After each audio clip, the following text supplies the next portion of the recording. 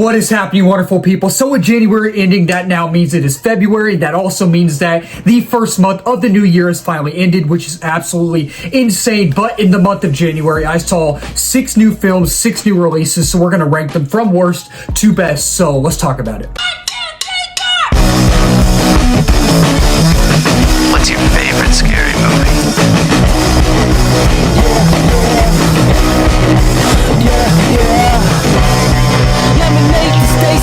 Coming in at number 6 is The Wrecking Crew, and it's kind of funny because talking about January in general, talking about January movies in general, January is always the dumping ground for movies. Whenever someone talks to you about movies coming out in January, you're always like, yep, those movies are probably going to be bad. And I have to say, while this was not a perfect month for movies by any stretch of the imagination, it was probably the best month, January, for movies in a few years, in my opinion. The past few years, there's been some great movies in January, in my opinion, but with The Wrecking Crew, this one was fine. I think it was fine. There's some good things about it.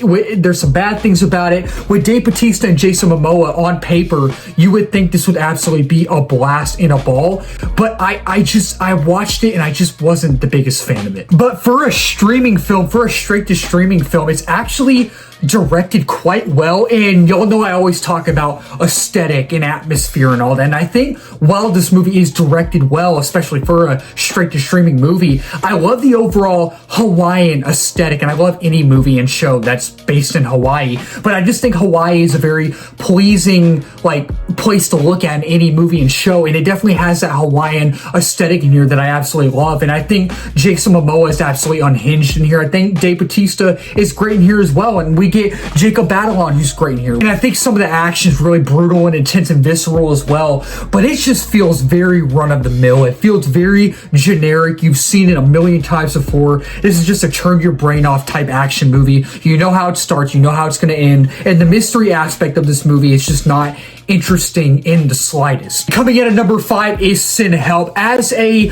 casual Raimi fan, as a casual Sam Raimi fan, I walked into this movie not having really any expectations, not any big expectations, and I walked out liking it more than I thought I would, but also at the same time, I'm kind of in the minority in the sense that I walked out liking it, but not as much as everyone else. It's still good. I still had a good enough time with it, but not as much as everyone else did, you know? And I think Rachel McAdams is great. I think Dylan O'Brien is great. And this is probably arguably Sam Raimi's funniest film. I think that this is unironically funny, but funny in an awkward sense as well. And Rachel McAdams plays Linda Little to a T perfectly. She's very awkward, very weird, very mysterious as well. And Dylan O'Brien plays such a good jerk. He plays such a good D-bag boss, you know what I mean? And yes, I said D-bag, sorry. But he just, I don't know how else to describe it. That's who he is in the movie. And, you know, I think for a small scale film like this, in a way, sort of, it actually works. And you definitely see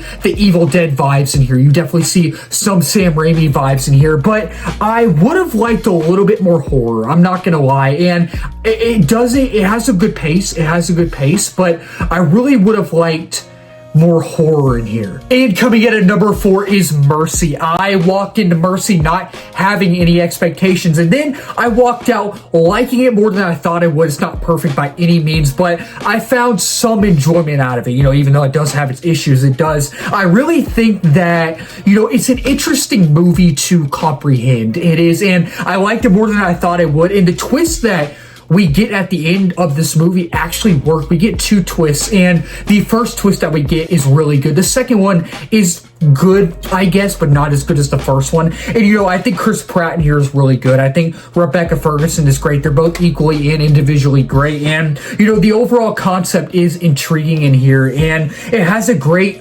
aesthetic and vibe as well. And it felt like a mix of Searching from a few years back, which I loved. And it felt like also a mix of Missing a few years back, which I loved as well. And strangely and funny enough, a mix of Judge Dredd and Tron as well. Like, there's no grid in here, but I just kind of got futuristic Tron vibes, you know? And, you know, it has a tight pace for the most part, and with how engaging it is, I actually felt myself engaged in the mystery, and I kind of was like, oh, it might be that person, it might be that person. But, you know, and the thing with this film is that this film was marketed to be in IMAX 3D. They marketed this film to get people to go see it in IMAX 3D. And sometimes IMAX 3D works, but for the most part, it doesn't either. Like, when the movie opens, the IMAX 3D feels jarring, and then for a little bit, it looks cool, but then the rest of the movie from the second to third act, the IMAX 3D just doesn't work. And coming in at number 3 is Primate, another film I walked into not having any expectations for,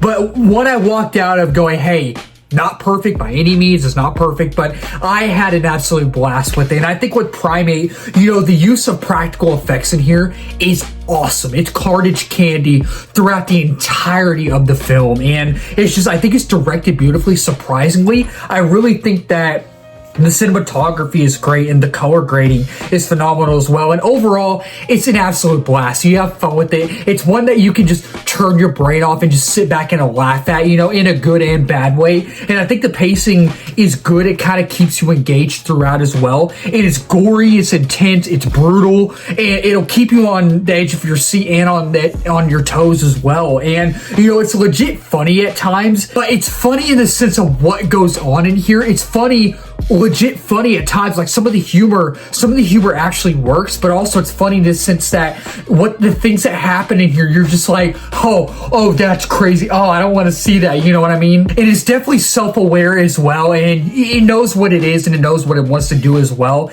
And I really, the tropes, the typical cliches and tropes you've seen a million times before are in here. There's nothing new. The characters are not likable. You know how the story's going to go. You know what characters are going to survive. You know what characters aren't going to survive. And, it starts to lose its steam when it hits the third act. It kind of overstays its welcome a little bit, and some of the acting's a little subpar at times, but overall, it's a fun movie you can turn your brain off and just watch. It's a fun, popcorn, entertaining film. And coming in at number 2 is The Iron Lung. I grew up with Markiplier's videos. I grew up watching him play Five Nights at Freddy's, all those games, and Alien Isolation. So I kind of have some nostalgia for Markiplier, for his videos and all that. And, I kind of forgot that he was making a movie until like a couple months ago, something like that, a few months ago. And I was like, oh yeah, Markiplier's making a movie. And it's one of those things where I didn't really have any expectations for this movie. I was mainly drawn in, excited because of Markiplier, but I never knew of Iron Lung. And I come to find out as well that Iron Lung is a video game. I was under the impression that Markiplier created Iron Lung,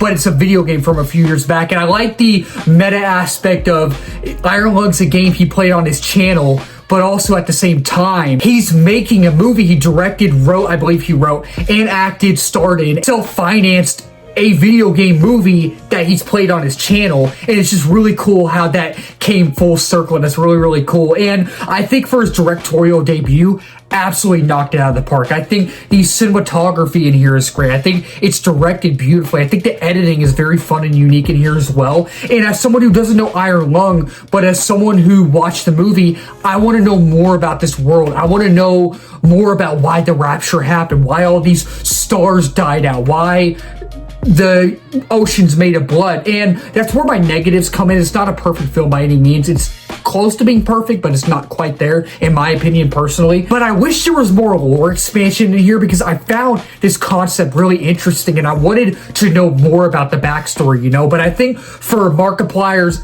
acting debut, he knocked it out of the park. He really, really acted his heart out in here. You feel his anger and emotion, and you can imagine being in this situation in this movie, and I think it worked. And coming in at number 1, my favorite movie of the year right now, my favorite movie of January, was 28 Years Later, The Bone Temple. I absolutely loved it. I was kind of optimistic because 28 Years Later last year, that was one of my most anticipated movies of last year, and I walked out not hating it, but just disappointed in a sense, and I walked out absolutely loving this one. I think it's definitely better than its predecessor. I think it's my favorite film in the franchise as well. And that last 20 minutes of the film was so freaking fun to see with the crowd. And I think Ralph Fiennes knocks it out of the park. Jack O'Connell knocks it out of the park. All the performances in here are great. And I think the use of music in here, the needle drops are great. And it doesn't It focuses on the infected, it does, but it's mainly about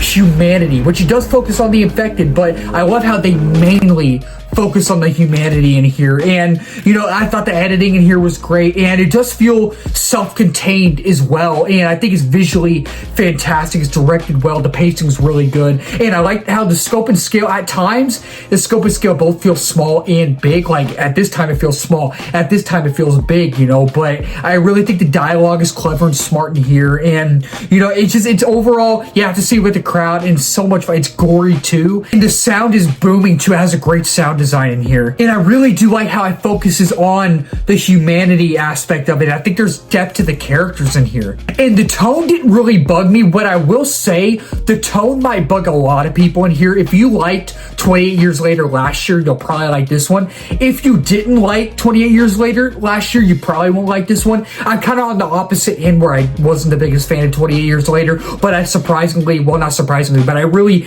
did end up liking this one, and overall, it's a fun film. It's fun to see with the crowd. That'll wrap up this video. Thank you all so much for watching. If you're new to the channel, please start to subscribe, like, comment, share in this video. We just hit 1K subs a while back from now 1.2K. And the next big milestone is 2K and 3K after that. Beyond that as well. If you're new as well, I do movie reviews, TV show reviews, trailer reactions, movie live streams, movie news, movie rankings, all that wonderful movie stuff under movie umbrella. And let's talk about in the comments down below. What's y'all's favorite movie of January? What's y'all's least favorite movie of January? Is it Mercy? Is it 28 Years Later, The Bone Temple? Let's talk about it down below. Keep talking movies, wonderful people. Cheers.